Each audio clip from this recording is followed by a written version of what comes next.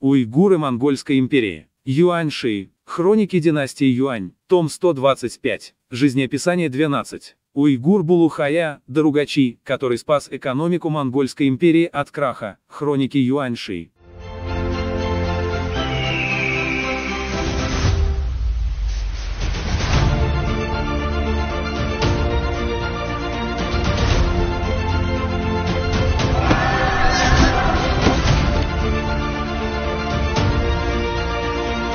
Булухая, уйгур. Его дед, Ерба-хая и отец, Джитай-хая были потомственными аристократами их уйгурского царства. Булухая в детстве осиротел, воспитывался в семье дяди по матери и пошел учиться. Вскоре он преуспел в изучении государственного уйгурского письма. Особенно искусен был в верховой езде и стрельбе из лука. В 18 лет последовал за своим идикутом, чтобы присоединиться к монголам, и был зачислен в Хашу, личную гвардию хана. Когда Чингисхан Тайцезу отправился в западный поход, Булухая сопровождал его, не чураясь тягот и трудов. Император, оценив его усердие, пожаловал ему овец, лошадей, войлочные юрты, а также выдал за него замуж дочь Гурхана, правителя Караки-Дании по фамилии Шимо. Когда Чингисхан Тайцезу скончался, князья Чингизиды собрались на Курултай. Булухая выбрали посланником в Инцзин, Пекин для общего управления финансами и казной. По возвращении посланника, императрица Чжуаншин, Сархах-Тани-Бэки, мать Талуя, прослышав о его честности, попросила Тайцезу на Огэдэя поручить ему управление императорским двором, всеми военными, гражданскими, ремесленными дворами и семьями, что находились в Пекине, Яньцзине и Чжуншане. Также пожаловали ему в Чжуншане лавки, постройки, сады, поля и 20 семей. Назначили его Даругачи наместником области Чжиндин. В год Синьма 1231 год был назначен Ляньши, инспектор по проверке честности, различных областей к югу от Янь провинции Хэбэй. Ему пожаловали золотую тигровую печать и 10 дворов. Вскоре был назначен Чжуаньши Гуань судьей, а должность Даругачи осталась как прежде. В то время Чжуаньши Гуань судьи имели право единолично решать вопросы жизни и смерти. Многие злоупотребляли положением и демонстрировали свою власть. А Булухая был осторожен и справедлив в применении наказаний. Один простолюдин по ошибке забил человека до смерти. По закону его следовало казнить, и чиновники настаивали на применении казни. Его сын, рыдая, просил казнить его вместо отца. Булухая приказал чиновникам: приведите сына на место казни, и если испугается, казнить. Однако сын не испугался. Тогда Булухая сказал: забить человека до смерти по ошибке, обстоятельства допускают снисхождение. Но сын, готовый умереть за отца, по долгу справедливости не должен быть казнен. И затем отпустил обоих и, призвав семью погибшего, разъяснил им решение и приказал выплатить им серебро на погребение. Те с радостью согласились. В то время законы еще не были устоявшиеся, и если раб провинился, хозяин мог казнить его по своему усмотрению. Булухая знал, что это противозаконно, но не мог спасти всех. Однако часто тратил собственные деньги, чтобы выкупить десятки приговоренных к смерти рабов. Во время военных походов те, кто был приписан к армии, боялись тягот походной жизни и часто нанимали людей идти вместо себя. Также из армии многие дезертировали. Императорский двор издал указ, нанявшим замену 100 ударов палками. Дезертирам смерть. Булухая вместе с Чжуаньши Гуань Бучжэр отправился на инспекцию. В области Шунтянь и другие было выявлено 11 тысяч семей, нанявших замену, и 12 дезертиров. Однако те, кто нанял замену,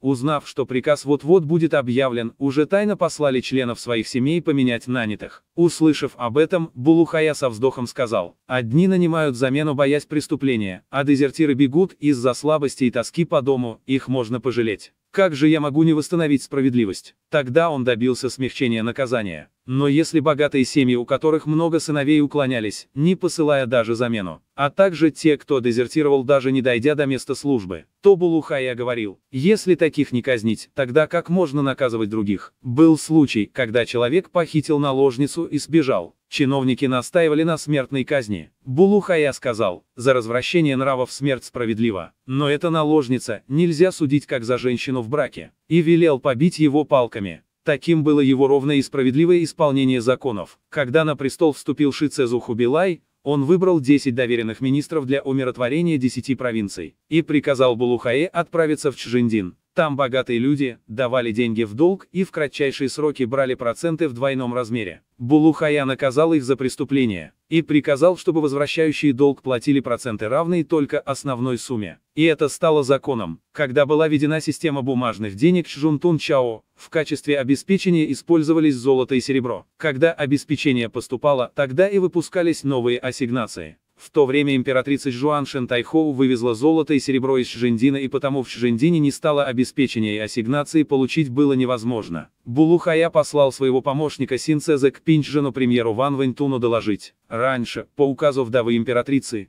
золото и серебро все отправили в Шанду. Чжэндин – место стратегического значения на перекрестке севера и юга, с многочисленными жителями и торговцами. Старые ассигнации уже отменены, новые не выпускаются. Как же осуществлять управление? К тому же, если брать за основу золото и серебро, а разве народ не основа? Надо помочь им. Императрица забрала золото и парчу, чтобы наградить людей за вклад в укрепление трона. Разве это не является великим? Премьер Вэньтун не смог его переубедить и немедленно выпустил ассигнации на 5000 слитков. Народ высоко оценил Булу-Хаю и использовал ассигнации для удобства расчетов. Вскоре Булу-Хая был переведен на должность Сюаньвэйша, наместник областей Шунте и других. Ему пожаловали золотую тигровую печать. Когда он прибыл ко двору, император усадил его подле себя, поблагодарил и наградил, пожаловав ему сокола. Булу-Хая умер осенью 2-го года эры правления Чжиюань, 1265 год, в возрасте 69 лет. Булу-Хая по натуре был почтителен к родителям и дружелюбен к братьям. Он выстроил большой дом в Янь-Цзине и перевез туда мать из Уйгурии. Почитал ее, тратил на нее все получаемое жалование. В детстве дядя Алипу-Хая обижал Булу-Хая, забрал всю его собственность. Когда Булу-Хая достиг высокого положения и знатности, он построил дом рядом со своим и пригласил Алипу-Хаю жить в нем.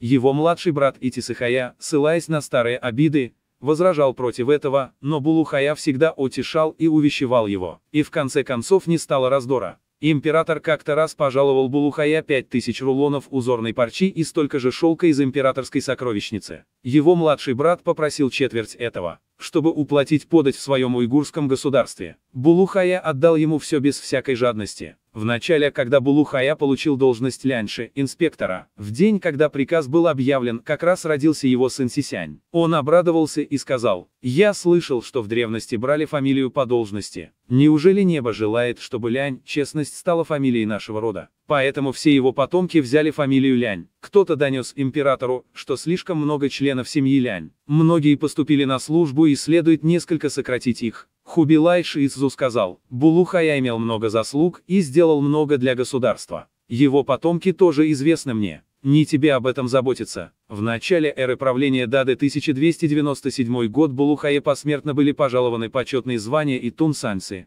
приравненный к 3 гунам, и Дасыту, великий наставник народа. Посмертно пожалован титул Вэй-Го-гун, герцог Вэй. Посмертное имя Сяи почтительный и благородный. У него было 10 сыновей: Симинь, Сисянь, Сишу, Сиинь, Сиям, Сиюань, Силу, Сигун, Сичжун, Сикуа. Внуков 53, занимавшие видные должности, появлялись в каждом поколении. О Лянь Сисяне написана отдельная биография.